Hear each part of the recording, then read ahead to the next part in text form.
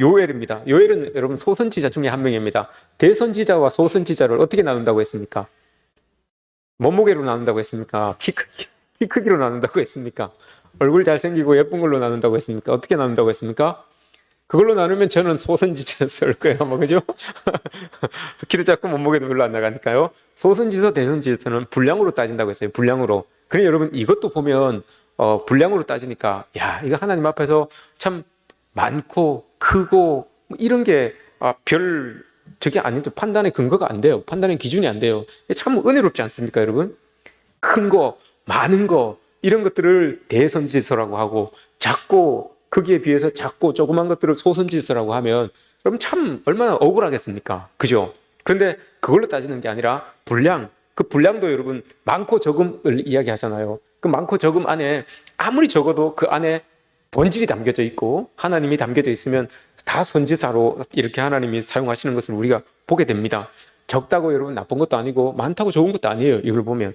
소선지자지만 하나님이 아주 긴하게 여러분 사용하시는 것을 우리가 보게 되잖아요. 이게 여러분 소선지서입니다. 오늘 요엘입니다. 요엘은 딱 두 가지만 생각하면 됩니다. 딱 두 가지. 아침에도 딱 두 가지인데 오늘도 이 본문에도 딱 두 가지입니다. 요엘은 내용이 별로 많지도 않아요. 별로 많지도 않지만 3장밖에 되지 않지만 내용은 여러분 딱 두 개예요. 하나는 메뚜기 재앙 같은 큰 어려움이 올 거다. 요거 하나 하고, 그러나 그 어려움을 이겨낼 수 있는데 어떻게 어려움을 이겨낼 수 있느냐? 우리가 오늘 찬양했던 것처럼 있잖아요. 마지막 날에 이게 요엘서 2장의 말씀이잖아요. 그죠? 요엘서 2장 28절의 말씀이죠? 맞나요? 그죠? 요엘서 2장 28절의 말씀이에요. 아무리 메뚜기 같은 큰 재앙이 우리에게 와도 하나님의 성령이 부어지시면 이 일들을 감당해낼 수 있습니다. 이겨낼 수 있습니다. 이걸 이야기하고 있는 겁니다. 이 두 개만 이해하고 넘어가면 됩니다.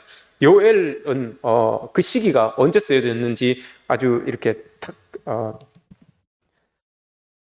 추정만 합니다. 추정만. 왜냐하면 다른 예언서에는 다른 소선지서나 다른 대선지서는 이렇게 왕 이름이 나와요. 왕이 나오니까 그 왕이 언제 통치를 했는지 그걸 알 수 있잖아요. 그러니 그때 언제 사용했겠다, 언제 썼겠다. 예를 들면 아모스, 이사야, 예레미야 이런 사람들은 주전 8세기에 나오는 사람들이잖아요.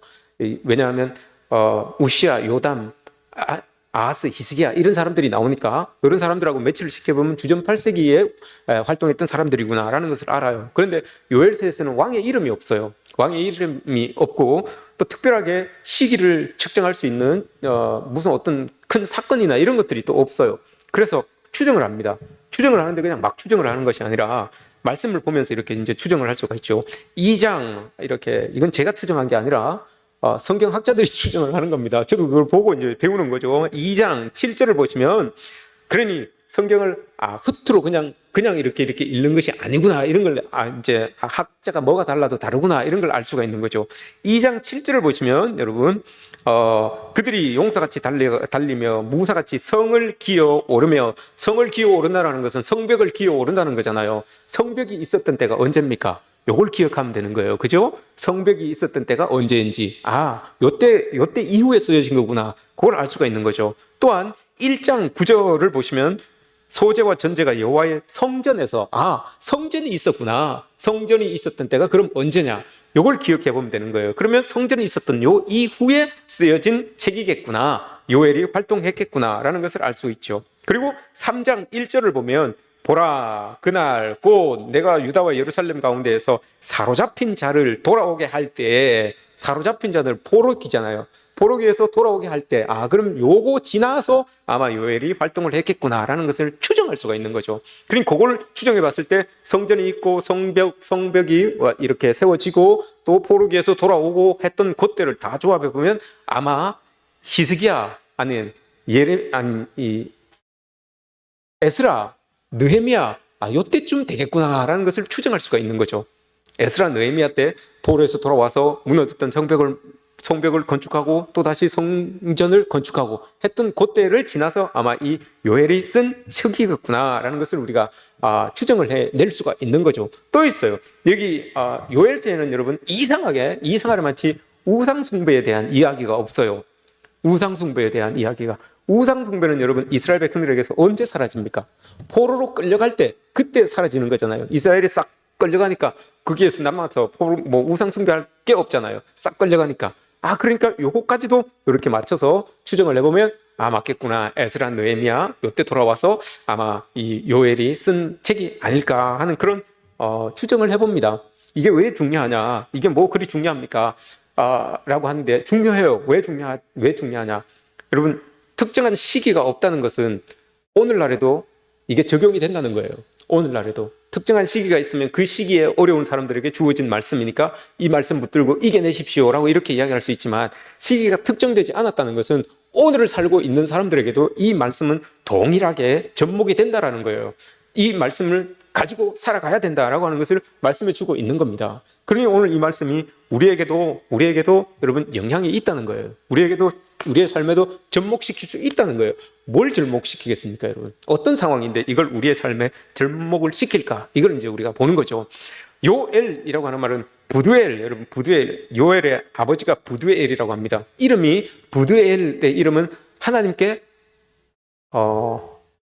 이걸 뭐라고 해야 되나요?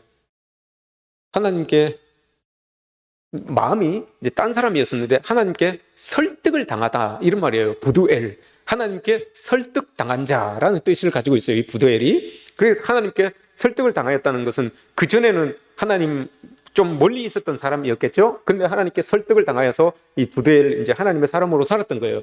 그래서 그 사람이 아들을 낳았는데 그 아들의 이름이 요엘입니다. 요엘은 뭡니까? 요엘은 히브리어로 요자는 없어요. 야라고 해요. 야. 그 할렐루야 할 때 야자가 엘로힘, 여호와를 나타내는 야, 하나님 야자예요. 한문으로 하나님 야자가 아니고요. 히브리 할렐루야 할 때 그 야자가 하나님이에요. 하나님을 찬양합시다 하잖아요. 할렐루야가, 그죠? 그러니까 할렐루야, 하나님을 할렐루 찬양합시다, 이 말이에요. 요엘이라고 하는 요자, 이게 야자예요. 야엘, 이건 무슨 뜻일까요? 이거 여러분 맞출 수 있을까요? 뭐라고 했습니까? 하나님. 오케이, 하나님. 엘은, 제가 힌트를 드리겠습니다. 예수님께서 십자가에서 돌아가실 때 엘리 라마 사박다니 했어요. 엘리가 뭡니까? 그렇죠. 그러면 야는 뭐였어요? 하나님. 엘은 뭐예요? 요엘 뜻은 여러분 하나님이 하나님입니다, 이 말이에요. 하나님이 하나님입니다, 이 말이에요, 요엘이. 그러니 여러분, 하나님이 하나님입니다 라고 하는 말은 뭘까요, 여러분? 하나님이 하나님인데 하나님을 하나님으로 알지 못하는 사람들이 있었다는 거 아닙니까? 그래서 부두엘, 하나님께 설득당한 사람이 그 세상을 보고 내 아들을 낳으면 너는 하나님을 하나님으로 알고 그렇게 살아라, 하나님을 하나님으로 여기고 유일하신 하나님으로 여기고 그렇게 살아라 라고 하는 의미로 요엘이라고 이름을 지었어요. 그리고 그 땅을 살아가고 있었던 사람들은 이 요엘의 이름을 이렇게 놓고 봤을 때는 하나님 아닌 다른 어떤 무언가를 하나님처럼 섬기며 살았던 사람들이구나, 하나님을 유일하신 하나님으로 섬기지 않고 다른 어떤 무언가를 섬기면서 살아갔던 사람들, 그 시대구나 라는 것을 우리가 알 수 있죠. 요거 한 개만 보면 끝나요. 요엘은 이제 끝난 거예요. 이렇게 해서 끝난 거예요. 그리고 나서 이제 우리가 본받아야 되는 건 뭐냐, 이제 이걸 이야기하는 거잖아요. 자, 2절을 보세요. 2절을 보시면 늙은 자들아, 여기는 연세 많으신 분들을 두고 이야기하는 건 아니에요. 기분 나빠하지 마십시오. 기분 나빠할 게 전혀 없어요. 여기에서 이야기하고 있는 늙은 자들은 경험 많은 사람들아, 이 말이에요. 인생의 경험이 많은 사람들아, 많은 일들을 접해본 사람들아, 이걸 이야기하고 있는 거예요. 근데 뭘 이야기하는가 하면, 귀를 기울여서 너희들 한번 잘 들어봐라. 그리고 눈을 동그랗게 뜨고 지금 이제 일어날 일을 잘 봐라. 너희들이 그렇게 오랜 시간 많은 것들을 경험하고 많은 것들을 체험하고 많은 것들을 봤지만 이제부터 일어나는 이 일은 너희들이 듣지도 보지도 못한 일들, 경험하지도 못한 일들이 이제 일어날 것이다. 이걸 이야기하는 거예요. 그게 무슨 일이에요, 여러분? 그게 4절부터 일어나는 일이에요. 팥종이가 남긴 것을 메뚜기가 먹고, 메뚜기가 남긴 것을 너치가 먹고, 너치가 남긴 것을 황충이가 먹고, 이거 다 여러분 메뚜기의 일종이래요. 그럼 메뚜기보다 더 작은, 메뚜기보다 더 큰 거, 메뚜기보다 더 작은 거, 그거보다 더 작은 거, 이게 아니라 다 메뚜기의 일종이래요. 메뚜기의 일종인데 이걸 왜 이렇게 이야기를 하고 있는가 하면, 여러분, 당시에 이 사람들에게 재앙이라고 했을 때 가장 큰 재앙이 메뚜기 재앙이었대요. 메뚜기 재앙. 이 사람들은 메뚜기 재앙을 딱 이야기하면 메뚜기를 보면 떠오르는 게 뭘까요, 여러분? 메뚜기를 딱 보면 뭐가 떠오를까요? 유재석이 떠오르나요? 메뚜기를 딱 보면 출애굽 때 10가지 재앙에 8번째 그 메뚜기 재앙이 딱 떠오르는 거예요. 그때 여러분 얼마나 많은 메뚜기가 있었으면 하늘이 시커멓게 담겨서 여러분 해가 잠긴 것처럼 그렇게 되었다고 했잖아요. 그걸 생각하는 거예요. 그걸 떠올리는 거예요. 이렇게 큰 그때 애굽에서 출애굽 때 있었던 그 재앙의 날이 오늘 우리가 살고 있는 이때에 이제 일어날 것인데, 그걸 여러분 우리가 여기에서는 마지막 날이라고 했잖아요. 찬양에서는 마지막 날이라고 했잖아요. 이걸 여호와의 날이라고 해요. 요엘에서는 이 마지막 날 이때를 여호와의 날이라고 이렇게 이야기를 합니다. 여호와의 날에는 구원과 심판이 동시에 이루어지는 날이에요. 하나님을 떠난 사람에게는 심판으로 오는 것이고 하나님을 붙들고 있는 사람에게는 구원으로 오는 거예요. 그 날을 생각하는 거예요. 이 사람들이 이제 하나님께서 말씀하시기를 메뚜기가 엄청 만난 메뚜기가 우리에게 닥쳐서 전무후무한 일이 우리에게 일어날 것이다. 우리에게 왜 일어나는지는 몰라요. 그 이름을 가지고 추정할 수밖에 없잖아요. 근데 왜 이런 암담한 일이, 전무후무하게 아픈 일이, 고통스러운 일이 우리에게 일어나게 되는지 그걸 몰라요. 그런데 이 일이 일어난대요. 이 일이 일어나서 여러분 사람들이 다 이제 그걸 볼 때 3절에서 이렇게 이야기합니다. 너희는 이 일을 너희 자녀에게 말하고, 그 자녀는 자기 자녀에게 또 말하고, 그 자녀는 또 후대에게 또 말하고 해서 이 일이 일어났다는 것을 전해라, 이 말입니다. 전해라라고 이렇게 말하고라고 하는 이 말에 여러분 숫자 하나하나 꼼꼼하게 다 적어서, 숫자를 하나하나 세워서 꼼꼼하게 다 적어서 기록하여서 말하라, 이 말입니다. 이게 사파르라는 말입니다. 사파르. 근데 이 말이 여러분 저기 신약 성경에 나가면 서기관이라는 말, 세페르라는 말의 어원이에요. 세페르, 서기관은 여러분 하나 적어서 보여주고 가르치고 한 사람들이잖아요. 사파르. 그래서 여기에서 말하다라고 하는 말은 한 개 한 개 다 적어라. 다 적어서 너희 자녀에게, 그 자녀는 그 자녀에게 다 가르쳐 줘라라고 이렇게 이야기를 하는 겁니다. 그런데 여러분 생각해 보십시오. 우리가 뭘 적어가지고 막 이 후대들에게 이렇게 가르쳐 주려고 하는 것은 대부분 여러분 업적 아닙니까? 너희 할아버지가 이렇게 잘했다, 너희 아버지가 이렇게 잘했다, 우리 엄마가 이렇게 잘해서 참 뭐 상을 받았다, 표창을 받았다, 뭐 이런 거 이렇게 업적으로 남겨주는 거 아닙니까? 근데 오늘 말씀에서는 여러분 이 엄청난 고난, 엄청난 아픔, 엄청난 시련이 우리에게 왔다는 거, 이걸 적어서 알려주라는 거예요. 그럼 여러분 이 알려주라는 말 안에는, 말해라라고 하는 말 안에는 그 메뚜기 재앙이 우리를 덮쳤었다, 우리가 너무 고통스러웠다, 이것만 가르쳐주라는 게 아니에요. 알려주라는 게 아니에요. 그런 엄청난 고통이 있었는데, 그런 엄청난 아픔이 있었는데 그걸 우리가 어떻게 겪어냈는지, 어떻게 이겨냈는지, 어떻게 하나님의 은혜를 우리가 쫙 유입해서 그 엄청난 고난 안에 하나님의 은혜를 쫙 유입시켜서 그 고난을 극복해냈는지, 어떻게 이겨냈는지, 그것까지도 여러분 같이 적어서 보내라라고 하는 그런 의미가 담겨져 있는 겁니다. 그 고난 무엇으로부터 왔는지는 몰라요. 그 원인은 뭔지 몰라요. 여러분 우리가 또 잘 생각해 보십시오. 여러분 우리가 꼭 죄를 지어서 하나님 앞에 이렇게 메뚜기 재앙처럼 뭐가 싹 지나가서 내 삶에 하나도 남지 않을 만큼 그런 고난이 올 때가 있어요. 싹 다 훑어가서 여러분 내 손에 정말 아무것도 없을 때, 내 생명만 달랑달랑하고 붙어 있을 때 그런 경험을 할 때가 우리도 있어요, 우리 인생에. 근데 돌아보면 내가 죄 지어서 그런 것도 아닌 것 같아요. 내가 하나님께 뭘 잘못해서 그런 것도 아닌 것 같아요. 내가 이웃에게 그렇다고 해서 뭘 잘못해서 그런 것 같지도 않아요. 그런데 왜 이런 일이 나한테, 우리 가정에, 우리 남편에게, 우리 아내에게 이런 일이 일어나는지 해석이 안 될 때가 있어요. 그런 고난이 여러분 싹 몰고 갈 때가 있다니까요. 메뚜기 떼가 싹 지나간 것처럼 아무것도 내 손에 남는 것이 없는 것처럼 그렇게 느껴지는 고난이 우리에게 올 때가 있어요. 그 이유를 모른단 말입니다. 그때 여러분 어떻게 해야 됩니까? 이스라엘 백성들에게도 그런 일이 있대요. 그런 일이 온대요. 이제 마지막 날에 여호와의 날이 되면 온대요. 그런 날이. 그때 여러분 어떻게 해야 됩니까? 그것을 맞이할 때 여러분 이 오늘 본문에서 보시면 16절에 보시면 그런 일을 딱 맞이하니까 싹 메뚜기 떼가 지나가는 것 같은 그런 일을 맞이하니까 여러분 어떻게 됩니까? 먹을 것이 우리 눈앞에 끊어지지 아니하였느냐. 여러분 입맛이 뚝 떨어진대요. 그 삶의 의지를 잃어버리는 거죠. 그런 일이 한번 싹 지나고 나니까, 어려운 일이 한번 지나고 나니까 여러분 삶의 의욕이 없어져요. 삶의 의욕이 다 떨어져 버려요. 그리고 그리스도인이에요. 이 사람은 분명히 그리스도인이에요. 17절 말씀을 보시면 그 밑에 말씀을 보시면 여러분 17절 말씀을 보시면 16절 그 밑에를 보시면 예배드리는 것도 안 기쁘대요. 이제 그런 어려운 일이 한번 지나고 나니까 예배드리는 것도 안 기쁘고요. 여러분 하나님의 성전 안에 들어가서 기도하고 이런 것도 여러분 힘을 못 내겠대요. 이런 일들이 우리에게 닥친다라고 이렇게 말씀하고 있습니다.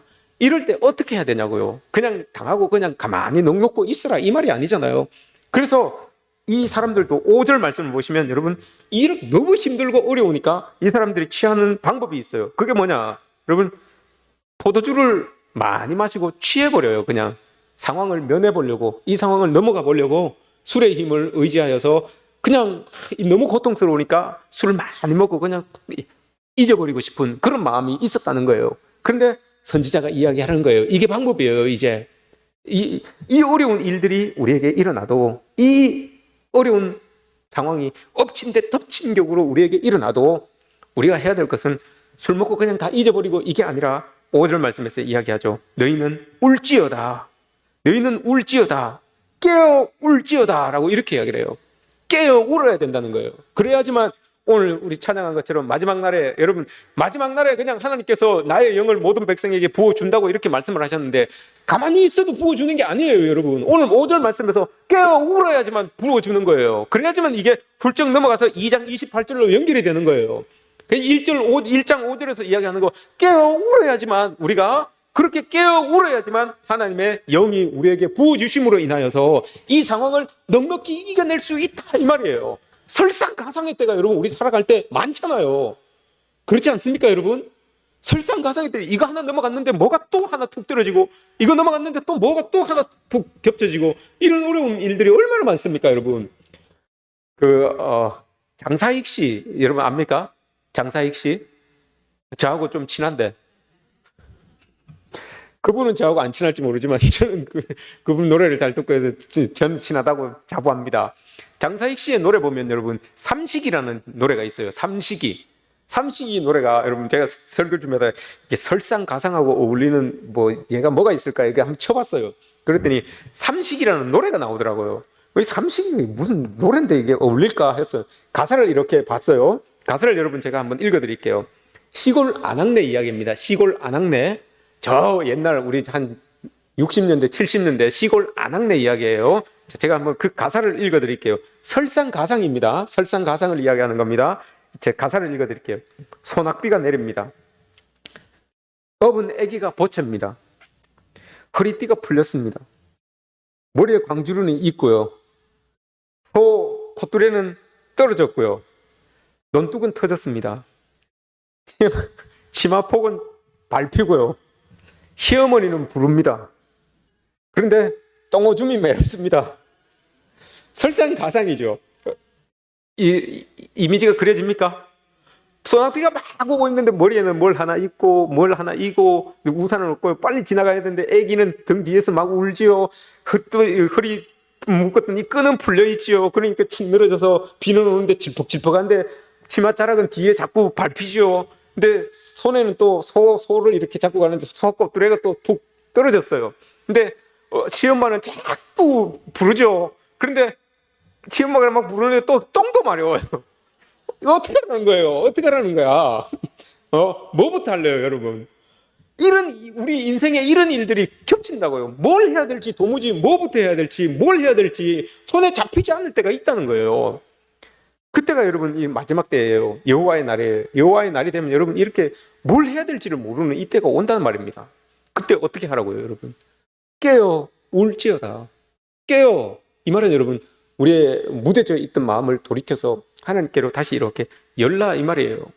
무뎌져 있던 마음을 돌이켜서 하나님께 다시 열고 울고 하나님 앞에 나가야지만 여러분 2장 28절의 말씀처럼 하나님의 영이 부어지고 그 어려운 상황에서 깨어날 수 있는, 이겨날 수 있는 능력과 힘을 우리가 받을 수 있게 된다라고 이렇게 말씀을 하고 있습니다. 여러분 우리는 깨어 울 때입니다. 주 앞에 엎드려서 주님의 자비하심을 구할 때입니다. 뭘 해야 될지 모르겠어요, 여러분. 막 시어머니는 부르는데 똥 마렵고 막 비는 내리는데 아기는 막 울고 정신을 못 차리겠죠. 어떻게 해야 됩니까? 이때 여러분 우리가 하나님 앞에 깨어 기도해야 됩니다. 깨어 눈물을 흘리며 하나님 앞에 기도해야 됩니다. 이게 우리가 살 길입니다. 이게 마지막 날 여호와의 때에 여호와의 날에 우리가 해야 될 일입니다. 여러분 힘들고 어려운 일들이 여러분 켜켜이 쌓이고 자꾸 겹쳐져도 이겨낼 방법은 있습니다. 하나님 앞에 여러분 깨어 울 때 그때 여러분 하나님의 성령으로 우리를 도와주셔서 그곳에서 벗어나게 해주실 줄 믿습니다. 그 능력 가지고 사시는 저와 여러분들 되시기를 축복합니다.